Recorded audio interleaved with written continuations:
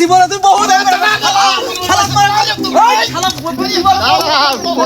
হ্যাঁ ভাই হ্যাঁ কি আমি তো একসাথে থাকবো না, তা আপনি জমি কাটা ভাগ করে দেন।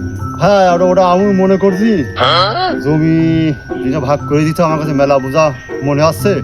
তুই সৎ ভালো ভাই, জমিগুলো তোর আমার ভাগটা করে দেওয়া উচিত। হ্যাঁ আমি তা একটা তুই করে নেবো। ওদিক করে চল, তো জমি আমি ভাগ বলা আমি 5 তো নামাজ কালাম পড়ি, আমি ফাঁকি দিনে এই ফুলের বাগানটা তোর আমি দিলাম, আর এই জমিটা এত সুন্দর জমিটা আমি তোর দিলাম। আমি ওই ফাঁকির মধ্যে নেই আমি না এ বিশ্বাস তোমার আছে যে তুমি গাড়ি ভালোই মারতে পারো না গায়ে মারছি তো কি সুন্দর জমিটা দিদি দেখ।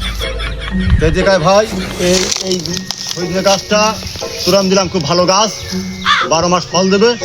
আর ওই মেঘনি গাছটা আমি নিলাম। তা ভাই মনে মনে কি করছো? ও জিগিরারা করতে হয়, লোকে ফাঁকি দেওয়ার চিন্তা ভাবনা আমার নেই।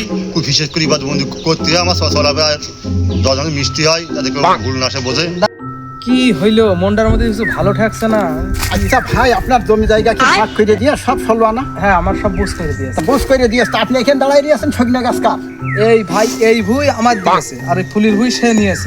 এই কুমা জমি? হ্যাঁ আর হচ্ছে যে এই সৈন্য গাছ আমার দিয়েছে, আর ওই মেহগুনি গাছ সে নিয়েছে। দেখো দিনে তাহলে ফেরই জমি সে নিলে আর তোমার দিলে কুমা জমি, তা তুমি ঠকা পাইলে নাকি?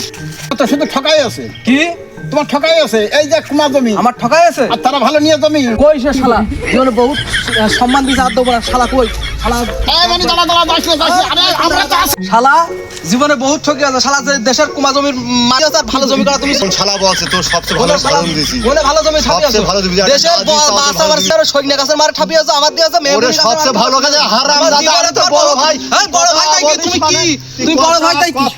কথা বলি এই তোমার জীবনে ছাড় দাও না। তুই কি মনে করছিস? হারাম হারাম কথা, হারাম দেশের কুমা জমির মার ছাপিয়ে আছে আমার। মা